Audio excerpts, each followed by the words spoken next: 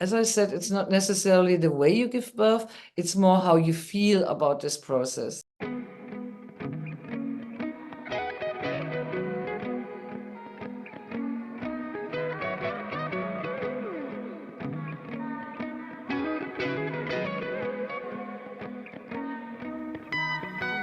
For too long, you've been put down. Make the world turn upside down to lift you up to holy ground. Don't forget to grab your crown, grab your crown.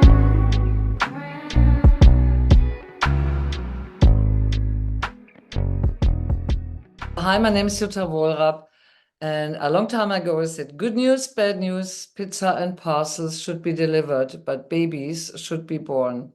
I've been a professional midwife for 41 years. I have 3,000 babies being born in this world, and I have attended or consulted 10,000s of people. I support parents in this amazing process of the most fabulous 9 months of their life, and I help them to really use the chance to give someone that grows in them to very best start in life. And that really is a unique chance. And it starts already before the birth. It goes through our pregnancy and of course in our parenthood. As a top expert, I'm the right person to really support you with this, with all my knowledge from body, mind, and spirit. Oh, that's beautiful. Thank you very much. What are some of the ways that you assist parents during this most amazing 9 months of their lives? Okay, the way I really support them is I educate them, I empower them, and I give them tools in their hands to connect better with their own bodies as a couple with the baby, but also in the world where they live, to ask the right questions and to take better choices. Knowledge is power, know-how is empowerment. So for me, it works like a pyramid. It goes physically from the body, nutrition, sleep, natural hormones, exercise. It moves to emotion. How do I feel in the world? How do people, what concept have people around me in my workplace, in my private place, in my family? Next level up is how can I create a winning mindset, a positive mindset that even if a crisis would come along in my pregnancy, my birth, or the time after, I can bounce back being really resilient and understanding that there is more than just one situation. Yeah. And then last not least, it's the top of the ice cream. I would say the cherry on the top is always the spiritual one. And that is different in people's belief, depending on where they come from, what their background is, but all of them have a little spiritual tip and top. And that is something, I work my way through all those levels according to what people need. I have to say, it's beautiful hearing you speak. It really is. And I imagine you said you've helped deliver 3,000 babies. Yes. You 3,000 lives and the mothers and the fathers, and then it extends out to everyone. You said it's important to ask the right questions. What are some of those questions? Okay, one of the most simple questions, first of all, is when it really comes to practical things like, say, like, where will I give birth? Who will I give birth with?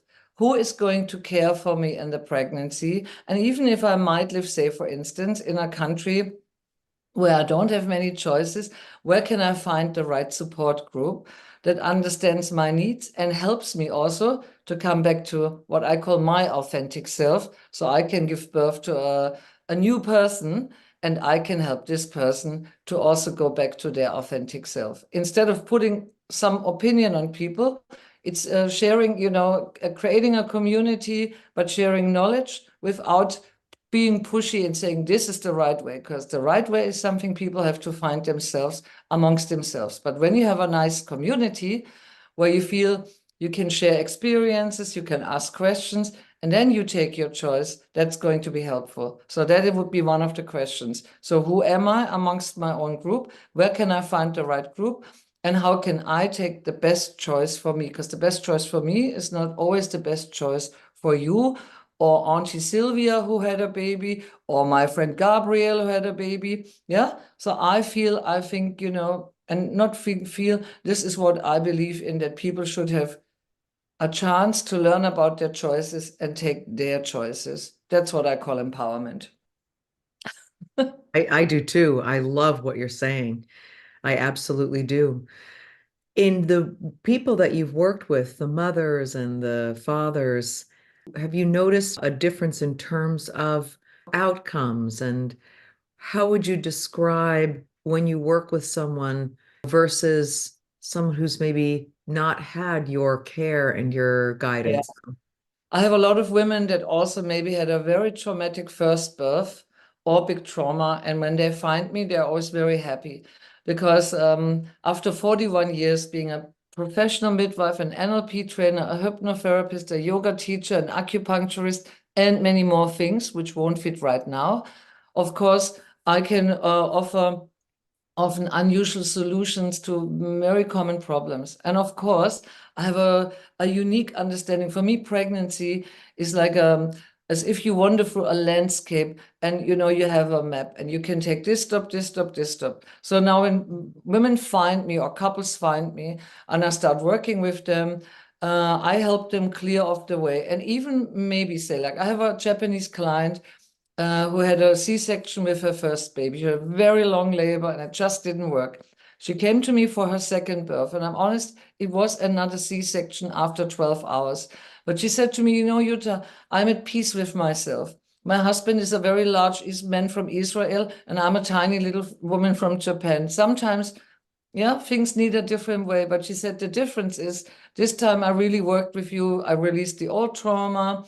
I worked on my mindset. I came to yoga. We did nutrition. We worked through all the levels. I felt like I was super good prepared. I went in my labor.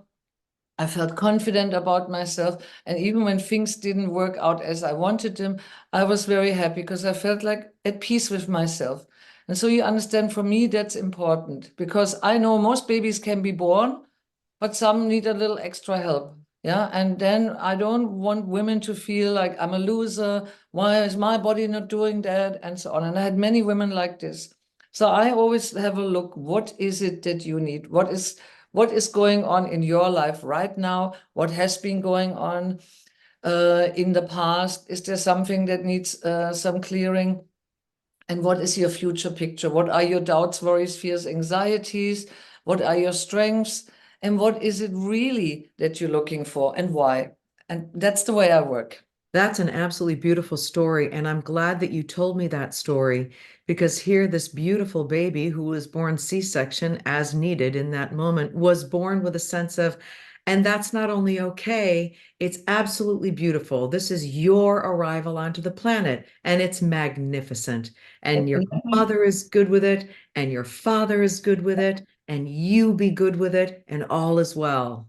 Let me say something. This baby is so relaxed, so cheerful, so playful. I've just seen this baby. I see it quite frequent, but I just see her now. She's 3 months old. Yeah, I gave a treatment to the mother and I put the baby on a blanket and the baby was happily playing. And then I was playing with it because, of course, the baby knows me. The baby has heard my voice all the way through the pregnancy. So it knows, oh, yeah, right there she is. And, she's smiling.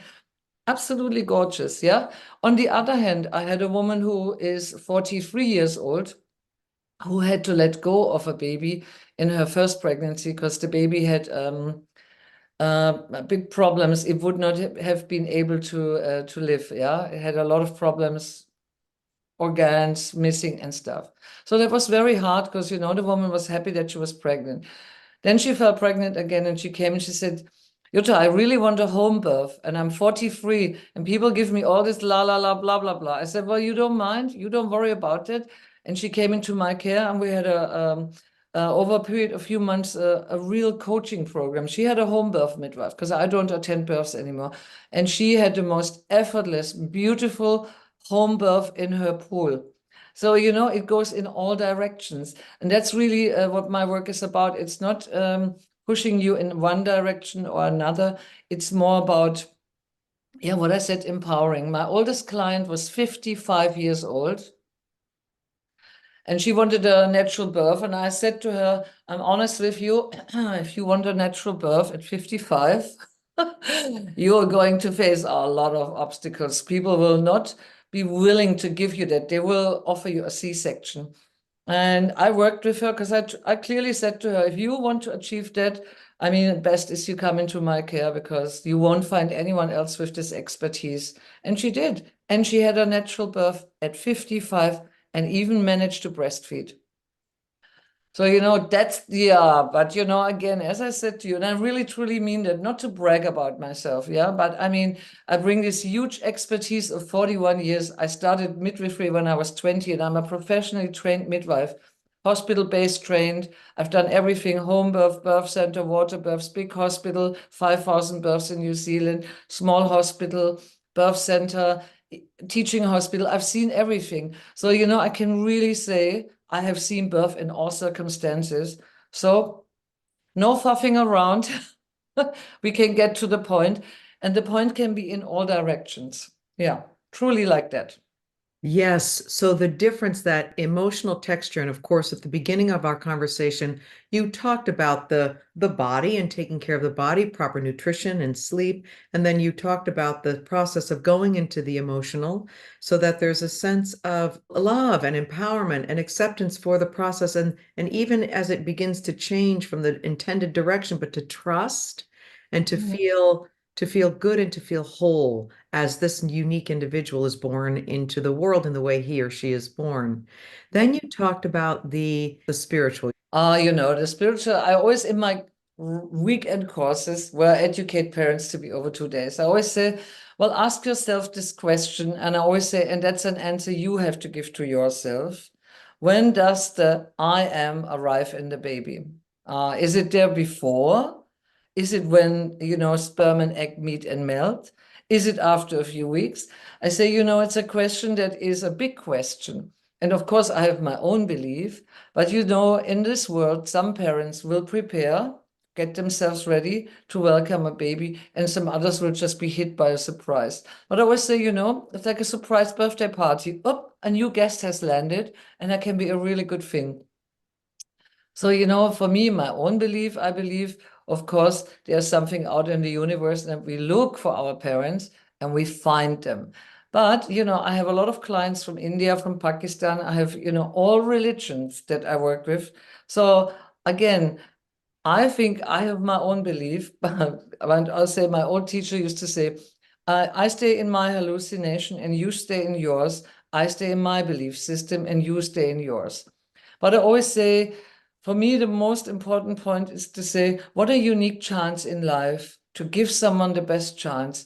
What a unique chance in life that you think that out of two little cells, a whole human being is going to be born. A whole human being.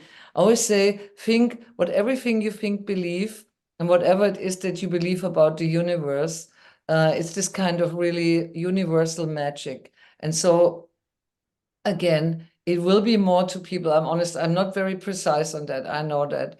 But for me, I like this kind of openness because I have a tendency, of course, for myself to Buddhism, yeah. But I work a lot with people from other religions. And I always say it doesn't matter what you call it, but just think, when does the I am arrive in your baby? Is it there before? Was it a dream already, maybe? Was it a spark in the universe? Was it a wishful thinking? Or was it a surprise? And how does it feel? Yeah, that's really the way I look at it. Yeah. Yes, I can relate to what you're saying. I conducted 71 interviews at the Parliament of the World's Religions because everybody has their faith, their background, their religion, their spiritual orientation, even if they're agnostic or atheist. There's something there that just runs deeply in all of us, and even as I said, some people that I know who are atheist are so present in their love and in their humanity and in the gift of life. And so I like that you have an open container to reflect anybody's spiritual path in a way that supports them in their pre-pregnancy, pregnancy, delivery, so that they can harness whatever, as you said, is funny the way you said it, their hallucination, but they can harness their spiritual worldview to support their pregnancy and birth. Let me say something, because I work with people from all over, it expands to other areas, also to areas that are not so pleasant. When women lose a baby, yeah, or have a stillbirth, again, I work again in their own spiritual belief. And some of them come from belief systems that are not mine. But I always say, like, if your belief system, whatever it is you believe, because who knows what is right or wrong, I always say we'll find out at the end. Yeah, whatever there will be. And it's like this. But I believe, like, there's a lot of connection that I think, there is something like a matrix outside. But okay, but when I work with my clients, I also always tell them, whatever you believe right now, what comforts you is fine. And then I work with them with trauma release. And that I always say is not religious. It's something everyone can experience and can benefit from. Yeah. And yeah, that's really what I've learned from working with people from all over the world, wherever they came from, whether they came from India, from Finland, from the US, from Russia, from Ukraine, from Greece, from France, from Spain, Korea, Japan, name it. So, that's what I like to think when I think about this work, because at the end, people are always amazed by the fact that a whole human being is growing within them. You have to understand, when I trained in 83, I trained according to Frédéric Leboyer, who, of course, brought back natural birth to Europe and went many times to India. And I met Frédéric Leboyer in the 80s when I was a young midwife. Oh, yeah, of course. I'm German, we come round. But, things also come round to us. And I liked his approach. It was a very simple approach, that babies have real feelings, babies can experience real feelings, and that we should carry them with in love. We should welcome them with warm, loving hands, and we should make sure that, we guide them through life with love. And I always thought that was fantastic. And when I speak about that to my clients, they all understand. Doesn't matter where they're from. For all of them, oh yeah, that's very clear. And that for me is already a spiritual level. Thank you so very much. I really could talk with you, and I could talk with you for for hours, actually. And certainly, everything you're speaking about truly resonates with me completely. It makes me so happy that you are touching so many lives and making this incredible difference. When a baby just can be born, it's that simple message that says, you know what? It's good to be here. I'm glad I'm here. Tell you what, when I see babies after the birth, yeah, I still run a lot of groups. I always say, oh, hello, here you are. The babies all look at me, and then I can tell they know exactly who I am. Of course, they know. And I like making jokes with them and talking to them. And then they go, and I say, wow, so much to tell. And when they are not so well, maybe, when they have some problems and they cry a lot, I also speak to them and I ask them, how was this? Or was it difficult to come out? I'm so sorry. Babies are so smart. They're so clever and so understanding. They're really just amazing. I have to say, 41 years later, I still don't get tired of talking to the babies. Yeah, it is really, it's quite something, I have to say. Yeah, imagine 41 years. I think I can fill up a few stadiums. So wonderful. What a beautiful thing that a baby, a soul, is able to be so recognized upon entry. I resonate to that as well. Thank you. Yes, I really do. Yes, I know it's amazing. This tiny little package shows up, but there's this completely ageless and timeless entity being who can Yeah. really respond to that kind of respect and communication coming from you, this one of the first incarnate human beings that's actually dealing with this new life. Oh, So, yeah, of yeah, course. it's beautiful. I know when I talk with parents, mothers, and I say, the world is the world is the world. But in the very first stages, you are the gatekeeper and you are the one who just hold the world back, just hold it back. Just keep it back to the best of your ability and take care of yourself in the process, just so that you're in these early times, just transmitting the message that, you know what, all is well. Even if things are tough, or even if there's a challenge or there's a hard moment, it's okay. You're safe. It's all right. And I'm all right. And you kind of keep on broadcasting that message. It's like setting a thermostat in a human being, because that's what we take forward for the rest of our lives.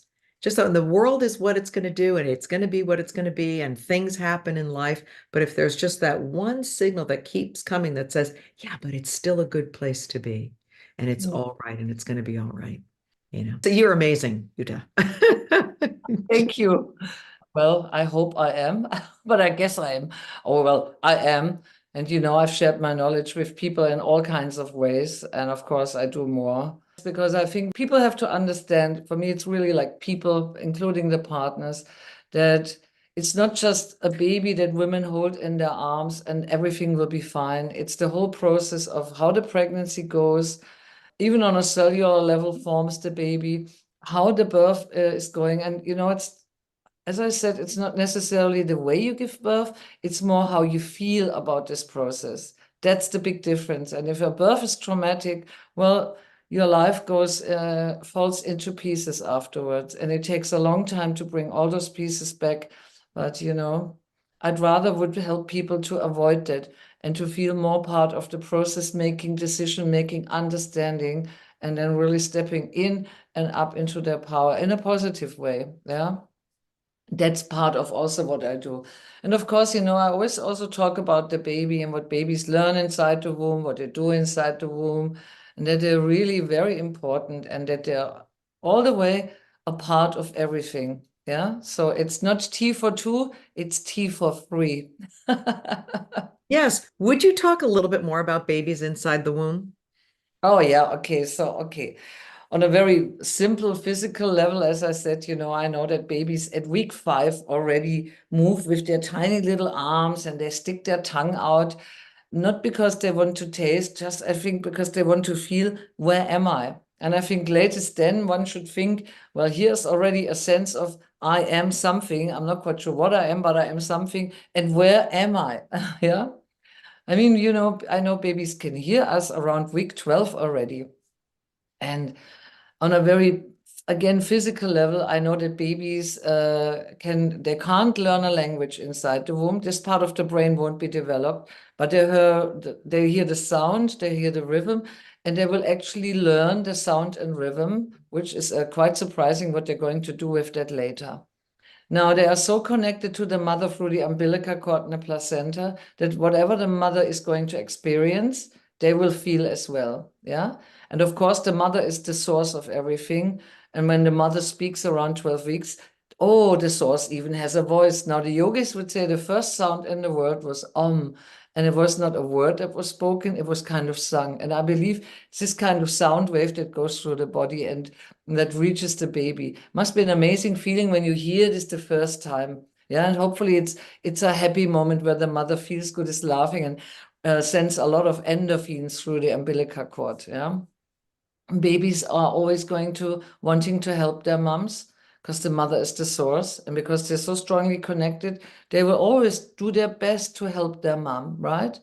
They do this from inside being in the womb. Of course, then again, it works in all levels, right? When the mother talks to the baby knows very well, she's talking to me. Look, mom, and then they kick around or they snuggle up. When the dad or the partner, doesn't have to be a man, partner comes, puts the hand on the belly, they know. So they sometimes give a little signal, hey, I know you're here.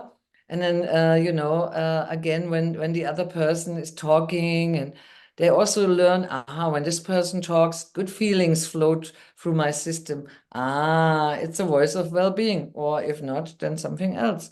So babies are very responsive, yeah. Like we know, for instance, sometimes they don't like ultrasound waves. So then they hide a bit because it's very noisy. But of course, it really depends. They respond to music, to singing, to dancing. They also, for instance, do understand when they have a sibling, that this is a child. They know, I don't know how they do it, but they know it's not an adult. And when they're born, for instance, they often look at their siblings and they make really big eyes like, oh, here you are. And when, their siblings come and kiss the belly, as I said, they're very smart. On another level, for instance, an anthropologist, she did a study that when babies are born, they will cry in the tonation of their mother tongue. So as I said, you can't learn the language, but you hear the tone and the sound. And for an example, when I say to you, hello, how are you? In German it's hallo, wie geht's? In French, bonjour, comment ça va? Hola, ¿qué tal? Yeah, buongiorno, come sta? Va bene? It sounds all different. Ohayo gozaimasu. Yeah. So babies will cry afterwards in the tonation of their mother tongue. They adjust their tonality to what their mother tongue sounds like. So they adjust themselves. I think they're so amazing. And that's already something they learn in the womb. They learn many things. Yeah, they learn, they don't know what emotions are, but of course they will understand what feels good and what doesn't feel good. So that's why I always think it's very important to teach moms that they have to relax. And for instance, we know mindfulness, meditation, deep relaxation, good breathing on a physical level works on the amygdala and also will change the neuroplasticity in the mother's brain. This is all again now just biological stuff, but that opens up other gateways. So I can say you become a better receiver and you can also think and feel in different ways. And that will always have an impact on your baby as well. So this is kind of the complexity that I have when I do my work. And it's kind of how I very simply explain to people that this is in connection. And so that's why I say these are the most 9 important months of your life, could be the most fabulous one. And coming back to modern life, modern people are very much under stress. Most of us, 99%, we might not even notice it. And so I always think it's very important to learn how to connect, how to release, how to relax, let go, how to really deeply release. And then, there's often a space where dreams come in, other things, call it vibrations. Let me give you an example, okay? I've been working with hypnosis since 2005, a long time. So I teach my own type of hypnobirthing, and I'm also an NLP trainer, and I've really trained with great people in the world. So one of my clients was a dentist who was a bit skeptical in the beginning, but I said, just join the class. You'll see if you don't like it, then, just take module 1 and then no strings attached. But she said after module 1, where we work on releasing fears and we do self-hypnosis and things like this, she came to see me a few days later. And she said, my God, Jutta, I had the most beautiful, vivid dream of my birth. It was almost like magic. And I was so happy. And I said, yeah, there you go, when you open this door. And I have to say, she gave birth to her little girl in 5 hours. No chemicals or anything, just like that. In 5 hours, baby number 1. So coming back to what I believe that babies learn inside the womb, I think many things. Hopefully it's good stuff, but of course it can go both ways. That's why it's so important to explain this to parents to be, that everybody that comes in and is there many times or often is important. Just one last thing, because I gave a very long speech now. For instance, they know when midwives touch a woman's belly, and midwives, when they touch the belly, will often say, oh yeah, the back is here, the feet are here, but they will often also say, hello, little one. And often when I do something like an adjustment of the pelvis or something, when the babies are not in great positions, they always kick a little bit, and then I say, oh, good morning. Did you want to say hello to me? Well, thank you. Gorgeous. And I know that they understand that I'm talking to them because you have a specific way of talking to the baby. Well, that's part of what babies learn inside the womb and do inside the womb. Yeah. Well, I can't wait to actually play this wonderful interview with my daughter because she'll be as moved as I am. I have one child who I spoke with before she was conceived, all the way throughout when she was with me.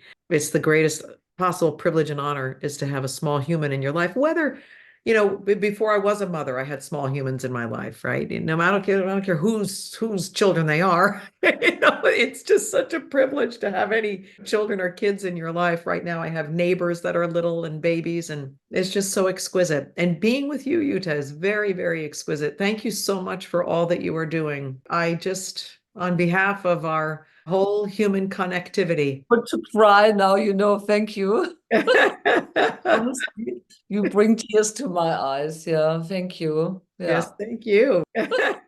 not often, but I speak on conferences. In 2019 in Bangalore, and I spoke at this conference, Birthing the New Humanity, about positive birth psychology as a keynote there. And it was a small group. But let me share with you, the man who did the videos, he got so touched that he jumped up for an Indian man. He gave me a big hug, very unusual. And then he said to me, tears had come to his eyes because he was taken back to the time when his boy was born more than 20 years ago. And it brought up all those memories. I spoke on a conference in Germany about out of trauma back into happiness in front of 150 midwives. And I can tell you, my colleagues were crying and coming up to me. So, I have all kinds of different topics that I talk about because I think people have a right to be happy. That's one of my leading sentences. Everyone has the right to be happy, no matter what happened in the past, what happens right now, or happens in the future. And I know how we can come back to happiness because that is very important for all of us. Yes.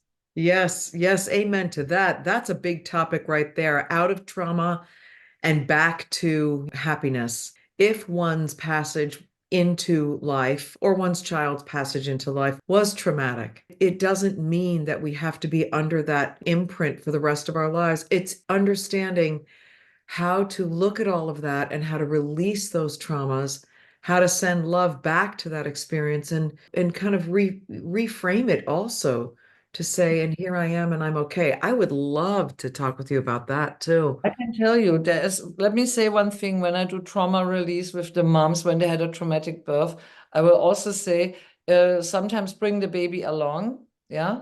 And I could tell you stories where I worked with mothers and it changed everything in the babies as well. And I'm sure you know about Peter Levine, yeah, the man who is the founder of Somatic Experience. I saw him in America on a conference. And for me, it's a mix of everything. You work with the mother, you work with the partner if he wants, you work with the baby. Sometimes you add an osteopath in, sometimes you add baby massage. It's always again, it's like a landscape. Yeah, and you have different stations. One will give you water, one will rub your legs, one will bring it all together, one will cheer to you, as if you run a marathon. So, it's these kind of things. And for me, I also connect sometimes with other people, but I work much with trauma. That's why I became an NLP trainer, to help people also to get out of trauma. And, the thing is, I have trained in God knows a lot of things. Yeah. And it all is synthesized in you uniquely. I'm really happy to stay in touch with you because I can tell it's lovely talking to you and I can see exactly also. Thank you so much. I can't wait to share you with my daughter. We'll both sit and cry again because it's just so beautiful. Thanks for listening. You can find me at inourrightminds.net. Please be sure to subscribe to this podcast and share it if you found value or inspiration.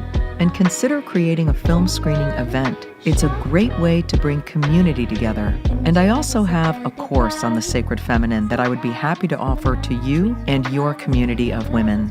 Thanks again.